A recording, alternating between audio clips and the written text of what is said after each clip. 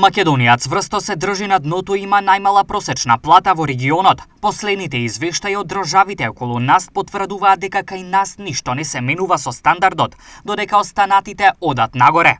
Последното место на Македонија не е судено, бидејќи до пред само неколку години понизок животен стандард имаа во Босна, Црна Гора и Србија.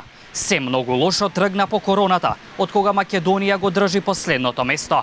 Статистички, состојбата во земјите од бивша Југославија, но и од другите е следната: Македонија 700, Србија 827, Бугарија 1000, Црна Гора 832, Хрватска 1232, Словенија 1500, Албанија 736 и така натаму. Што за ова велат од синдикатот? Ние сепак со новата влада, што сега е формирана, со Министерството за економија и финансии и нормално Министерството за економија и труд, ќе разговараме за што подобар стандард на нашите работници и граѓаните, за да можеме да го пратиме она темпо кој што е околу нашето обкружување. Бидејќи се стандардот е се помал, потрошувачката е се поголема, а минималната кошничка месец од месец се повеќе се зголемува. Лошата позиција значи катастрофален животен стандард. Дали тој на еден или друг начин ќе се зголеми?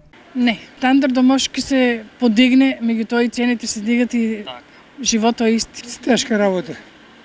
Тешка работа. Животниот стандард сега за сега оди во надолна линија моментално. Сега тоа е моје согледување, општи хаос. Многу тешко, се е покачено. Да. Многу мало сабија.